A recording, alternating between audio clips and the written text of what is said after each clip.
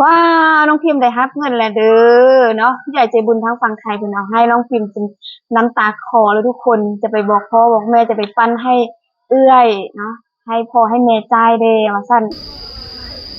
กว่านึงว่าเห็นยังลกหญ้าลกหญ้าออกหุ่นดอกไม้ออกดอกแล้ว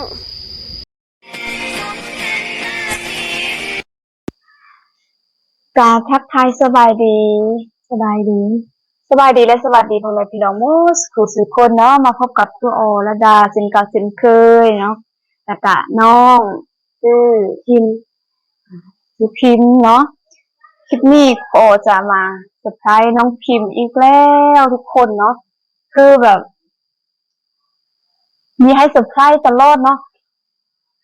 ก่อนจะไปเซอร์ไพรส์ขอจะบอกน้องพิมพ์เพื่อว่านี่อย่าง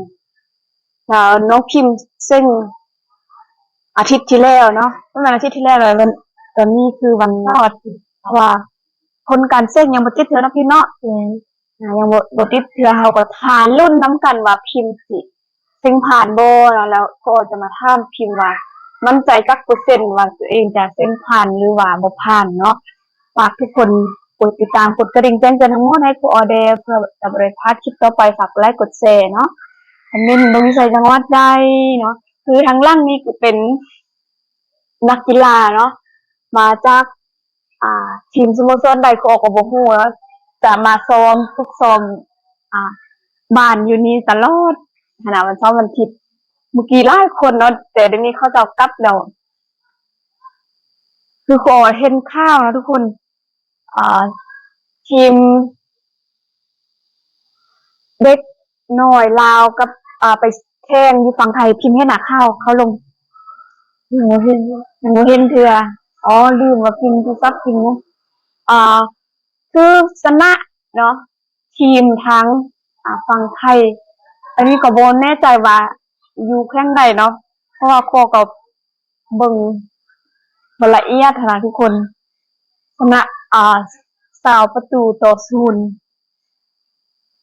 พิมพ์อาจารย์อยากถามน้องว่าเวลาเซ็งเป็นอะไรหัวบทชอบเซ็งออกยากบ่ยากกับบ่ยากแล้วง่ายกับบ่ง่ายสิว่ายากก็บ่ยากสิว่าง่ายก็บ่ง่ายเนาะแต่น้องคิดว่าน้องจะเซ็งได้บ่เซ็งผ่านบ่กับบ่มั่นใจคิดว่าผ่านให้เว้าแบบมั่นใจเลยนะผ่านผ่านเฮามาลุ้นนำกันเนาะวันจันทร์เนาะเขาจะติดรายชื่ออ่าถ้าว่าผู้ใดเซ็งตกหรือว่าเซ็งบ่ผ่านหั้นน่ะเขาจะให้เซ็งคืนแต่ละวิชาจะได้เซ็งคืนแต่น้องพิมพ์มั่นใจว่าเซ็งผ่านเขาก็จะมาลุ้นนำกันอีกเทื่อนึงเนาะพิมพ์เนาะว่าพิมพ์จะเซ็งผ่านบ่นะเนาะแล้วรางวัลของคนตั้งใจเรียนดุหมั่นขยันเรียนเนาะคือตอนแรกตอนทำอิฐอายเพิ่นว่าเนาะผู้ใหญ่ใจบุญเพิ่นว่าให้เอิ้นคุณลุงแต่พอขอให้เบิ่งรูปพิมพ์ว่าโอ้เว้าคุณลุงบ่ได้แล้วเพราะว่าอ่าหน้าตาเนาะยังนุ่มกว่าพ่อเนาะพิมพ์เนาะก็เลยคุณลุงจักเป็นคุณลุงก็เป็นคุณหน้าเนาะเอิ้นคุณหน้าเนาะต่อไปเอิ้นคุณหน้าแล้วก็เพิ่นโอนเงินมาให้น้องพิมพ์อีกดีใจบ่ดีใจตื่นเต้นบ่ตื่นเต้นคิดว่าตัวเองจะได้อีกบ่คิดเลยเราบ่จื้อสิ่งที่คุณน้าเพิ่นบอกนำอาจารย์ให้อ่านอยู่ข้อความหั่นนะคุณน้าเพิ่นว่าแนวใดให้ตั้งใจเรียนนี่สิให้เบิ่งข้อความเนาะเพราะว่าข้อความทุกการแชตทุกการล่มนำผู้ใหญ่ใจบุญเขาจะให้น้องๆเบิ่งเนาะนี่เห็นบ่เพิ่นโอนมารอบนี้ให้น้องพิมพ์เท่าใดอ่านเอง2,700เนาะแล้วก็ที่เหลือคือหักค่าธรรมเนียมแล้วก็ให้ครูอ ราะว่าเป็นอย่างเพิ่นจึงหักค่าธรรมเนียมเพราะว่ามันบ่แม่นบัญชีครูอ้อเนาะทุกคนแต่ละเดือนนะเขาเจ้าก็ต้องเสียค่าธรรมเนียมแล้วก็เสียธรรมเนียมละรายปีนะพิมพ์เนาะอาจารย์ก็บ่ฮู้ว่าทางฝั่งไทยเพิ่นเสียนอกจากรายเดือนกับรายปียังเสียแบบระดับอีกค่ะเพราะว่าทางฝั่งลาวก็มีคือกันทุกคนถ้าเทียบกับฝั่งลาวนี่เสียรายเดือนนี่ต่างหากเลยพิมพ์เสียรายเดือนต่างหากถ้าสมมุติว่าเฮาโอนเกินวงเงินที่กำหนดที่ให้โอนหั่นน่ะก็จะเสียอีกต่างหากแล้วก็เสียตามเรียดเงินที่เฮาโอนอีกหั่นนะแล้วก็เสียค่าบัตรหั่นเนาะค่าบัตร ATM หรือว่าค่าเขาเจ้าบริการให้เฮาค่าให้บ่แม่นค่าเขาเจ้าเฮ็ดเอกสารหรือว่าเบิ่งข้อมูลให้เฮานะจะเสียเนาะแล้วก็ฉะนั้นค่าหักก็ให้เจ้าของบัญชีส่วนหนึ่งแหละที่เหลือเพิ่นเอาให้ครูอ้อเนาะทั้งหมดเพิ่นโอนมาอยู่เป็นจำนวนเงินเนาะทุกคน 3,000 เนาะอันนี้ให้ทุกคนเบิ่งนำกันบ่เห็นพี่เนาะน้องพิมพ์เป็นพยานให้ พิมพ์อ่านเป็นบ่ภาษาไทยเป็นหน่อยนึงอันนี้เป็นบัญชีคุณน้าแล้วก็อันนี้เป็นบัญชีนายหน้าเขาจะโอนมาแล้วก็ไม่ว่าทางฝั่งไทยบนกับเข้มงวดเรื่องการโอนเงินนะเป็น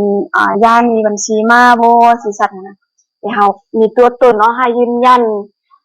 คือว่าสำนีก็เขาเจ้าถ้าว่าคืออาจารย์เนาะอยู่เฮียนเฮานี่สร้างครอบครัวมันคนไทยนะเรามีแฟนเป็นคนไทยแล้วก็เขาจะโอนเงินมาให้เราต้องไปข้ามไปเอาฝั่งไทยแล้วก็จึงเอาเงินมานะเนาะค่ารถการไล่อีกเนาะคือพิมพ์หัวแหละตอนอาจารย์พาน้องไปเนาะค่ารถเชียร์ไล่บอลนะคือทุกคนไปเห็นแหละโอ้ถ่ายคลิป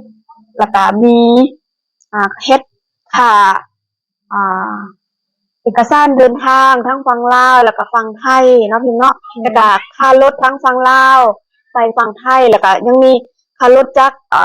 ด้านหรือว่าตมฝั่งไทยเข้าไปในเมืองอีกเนาะพิมพ์เนาะแล้วก็หลายต่อเนาะทุกคนพิมพ์รู้สึกได้ไรที่จะได้เงินรู้สึกดีใจหลายแล้วก็ตื่นเต้นขอบคุณน้าเท่าไหร่ยังอยากบอกนำคุณน้าบ่น้องบอกเบิ้งเป็นเหรอขอบคุณที่โอนเงินให้หนูขอให้คุณน้ามีสุขภาพแข็งแรงและมีผลสำเร็จในหน้าที่การงานปรารถนาสิ่งใดขอให้ได้สิ่งนั้นสิ่งที่คุณน้าให้หนูในวันนี้ให้คุณน้าได้กลับเลยเท่าพันเท่าคุณน้าได้กลับคืนไปได้เท่าพันเท่าวันนี้หนูเป็นผู้รับวันหน้าขอให้หนูเป็นผู้ให้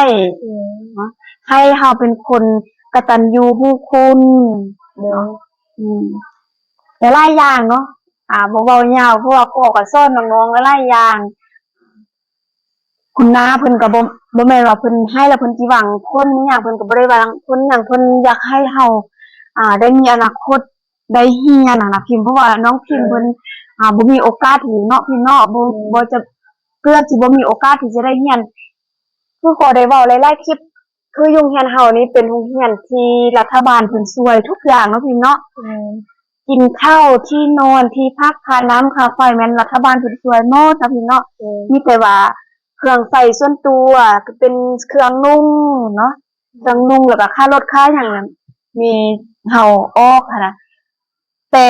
พิมพ์ก็ยังเกือบสิบ่ได้มาเรียนเพราะว่าพ่อแม่อยากให้ออกเรียนเพราะว่ามีเอื้อยผู้นึงเนาะยังเรียนเนาะพิมพ์เนาะเรียนม.หยังม.6เอื้อยผู้นึงเรียนอยู่ม.6แต่ว่าเรียนอยู่ในเมืองที่น้องพิมพ์อยู่เนาะอยู่อำเภอที่น้องพิมพ์อยู่แล้วก็น้องพิมพ์เรียนอยู่ม.5 ทีนี้น้องปีที่อาจารย์มาสอนน้องคือน้องอยู่ม.4 เนาะอาจารย์เป็นครูประจำชั้นก็เลยได้ฮู้ได้สนิทเห็นว่าน้องพิมพ์เป็นคนแน่ใดเนาะที่จะมอบโอกาสนี้ให้น้องพิมพ์และน้องพิมพ์ก็เชื่อใจไว้ใจครูโอเนาะ ปรึกษานำครูเนาะทุกๆเรื่องคือน้องพิมพ์สิบ่ได้มาเรียนน้องพิมพ์ก็โทรมาหาครูว่าน้องพิมพ์จะบ่ได้มาเรียนแล้วเนาะปรึกษาว่าหลักบอกว่า ถ้าน้องบ่ได้มาเรียนแนวใดน้องก็ยังฮักคิดฮอดคือเก่าแต่ว่าครูก็เลยปลอบใจก็เลยให้กำลังใจปลุกให้น้องไปบอกพ่อแม่เนาะให้อดทนให้มาเรียนถ้ามาเรียนแล้ว อันได้ที่ครูช่วยได้ครูก็จะช่วยน้องนะพ่อแม่ก็เลยวางใจให้มาเรียนโตนะพี่เนาะเกือบสิบ่ได้มาเรียนเพราะว่าเฮือนอยู่เฮือนก็มีพ่อมีแม่อยู่แต่ว่านาก็บ่มีเนาะพิมพ์เฮ็ดแต่ให้บางปีก็เฮ็ดให้คือเฮาฮู้แหละบางปีก็บ่พอกินเนาะพี่เนาะเฮาเฮ็ดให้หั่นน่ะบางปีแบบเฮาเฮ็ดแล้วคนที่ว่าเฮาเฮ็ดหั่นมันบ่ตอบโจทย์คือทำไร่ภาษาลาวเขาเอิ้นว่าเฮ็ดไหภาษาไทยเขาเอิ้นว่าเฮ็ดหยังแบบว่าไปตัดไม้เนาะพี่เนาะอยู่ดอยอยู่ภูอยู่ดอยแล้วก็ไปปลูกข้าวใส่เนาะควรจะเก็บเกี่ยวข้าวนี่บ่แม่นง่ายเนาะพี่เนาะตั้งแต่ทางแล้วก็เอาไว้ประมาณเดือนนึงแล้วจึงไปจูดเนาะเราไปเหาะให้ไปซักข้าวให้แล้วก็เสียหญ้าหลังจากเสียหญ้า2-3 รอบพุ่นเนาะเขาจึงออกห่วงจึงง่ายแล้วก็จึงได้หูดอีกเนาะเอามือหูดทุกคนเนาะถ้าว่าบอนเพียงเฮาก็สามารถเอาเกี่ยวได้เนาะแต่ถ้าว่ามันผู้แบบมันวิ่งเฮาเกี่ยวบ่ได้เนาะต้องเอามือหูดนะพี่เนาะเพราะว่าเป็นหยังครูจึงฮู้เพราะว่าพ่อแม่ครูก็เคยพาครูเฮ็ดตอนก็ยังน้อยเนาะทุกมื้อนี้พ่อแม่ก็ยังไปเฮ็ดคือกันไปช่วยเขาเจ้านะแต่พ่อแม่ก็ในเฮือนก็บ่เฮ็ดง่ายเนาะเฮ็ดน้อยฉะนั้น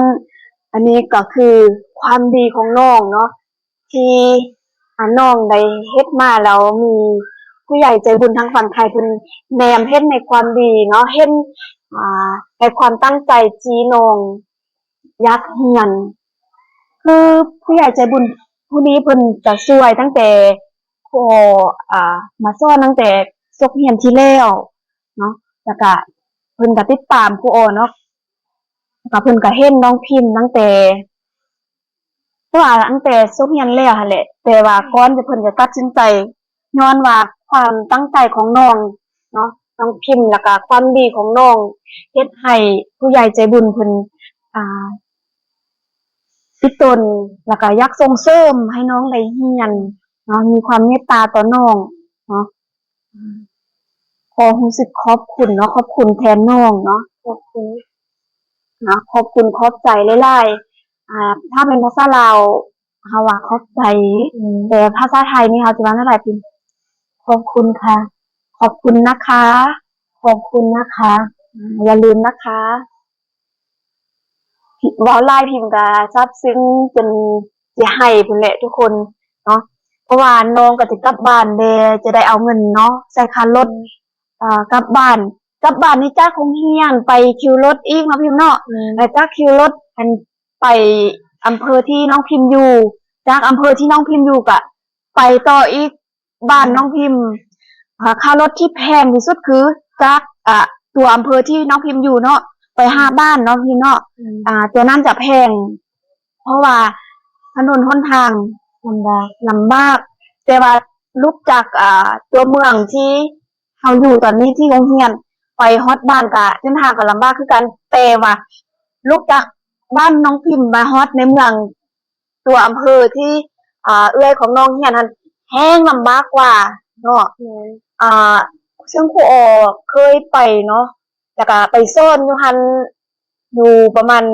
บ่แม่นประมาณเลยเกือบจะฮอด10 ปีเนาะทุกคนครูซ่อนฟรีมา5 ปีบ่ได้เงินเดือนเนาะครูก็อดทนทุกมื้อนี่แบบบ่มีหยังแต่ว่าครูก็ยังซ่อนอยู่หั่นน่ะให้น้องพิมพ์เบิ่งความอดทนเนาะให้น้องพิมพ์คิดว่าอาจารย์ยังอดทนได้ส่ำนี้เพื่อส่งต่อความรู้ที่มีให้ลูกศิษย์ถึงว่าจะบ่แม่นลูกแต่ว่าครูก็ฮักน้องๆคือลูกคือหลานเนาะอยากเห็นน้องๆมีอนาคตที่ดีซึ่งการเรียนนี่สำคัญคืออาจารย์ไปสอนน้องๆหั่นแหละ เนาะการศึกษานี้ถ้าเฮาบ่มีความรู้บ่มีการเรียนบ่มีการศึกษาแน่นอนว่าประเทศชาติบ้านเมืองแล้วก็อนาคตของเฮาก็บ่มีทางที่จะพัฒนาคือน้องไปเห็นประเทศไทยเป็นอะไรมีความเจริญงามเจริญแล้วก็งามเป็นตาน่าอยู่เนาะนั่นแหละ ให้เฮาเห็นง่ายๆให้เฮาเบิ่งเห็นง่ายๆว่าประเทศที่เพิ่นเจริญพัฒนาย้อนหยังย้อนเพิ่นมีการศึกษาที่สูงถึงว่าอาจารย์จะบ่ได้เรียนจบสูงแต่ว่าด้วยความที่รักในการสอนให้ความรู้น้องๆเนาะหวังว่าครูจะส่งน้องๆไปฮอดจุดหมายปลายทางฮอดฝั่งเนาะสำหรับคลิปนี้เสียงยาวแล้วว่าจิมอบเงินลืมเลยพอไล่แล้วไล่คนก็ว่าเว้ายืดยาวโพดว่าซั่นขอโทษขออภัยนำเนาะคือแบบบางเทื่อนะเห็นน้องๆพวกอะน้องๆวันมากพวกว่าบ่สบายใจแล้วน้องคือทุกมื้อนี้อาจารย์ขอเกลือเด้อาจารย์ขอเป็นเกลือเด้อาจารย์ขอน้ำมันเด้ไปคั่วนี้คั่วนั้นขอมักเพชรเด้นะอันนี้อาจารย์เอามาให้น้องเลยมันจะบ่ได้เงินมันจะบ่ได้เงินบาทเนาะถึงว่าสิได้เงินบาทอยู่บ้านน้องก็บ่จ่ายเงินบาทเนาะพี่เนาะฉะนั้นง่ายเนาะพ่อก็เลยเอาเงินทิปมาให้น้องพิมพ์เพื่อจะเป็นการง่ายที่จะไปแลกอีกรอบนึงรับเงินขอบคุณนะคะโอ้น้ำหนักมึงดูจักแสนล้านปลายเนาะทุกคนได้อยู่ล้านปลายเกือบจะ2 ล้านสำหรับคลิปนี้ก็ฝากทุกคนกดติดตามกดกระดิ่งแจ้งเตือนทั้งหมดในครูออเดย์เนาะเพื่อจะไม่พลาดคลิปต่อไปฝากกดไลค์กดแชร์เนาะเป็นกำลังใจทั้งลูกศิษย์และก็ครูสาวลาวคนนี้เนาะน้องพิมพ์ยังอยากบอกอีกบ่ไว้คลิปหน้านะทุกคนเนาะเดี๋ยวเราจะไปสุ่มกระต่อเตะบานสำหรับคลิปนี้เราต้องเต้าคำว่าสบายดีน้องพิมพ์จะให้ไปบอกพ่อบอกแม่พบกันคลิปหน้าสำหรับคลิปนี้ค่ะต้องสบายดีบ๊ายบาย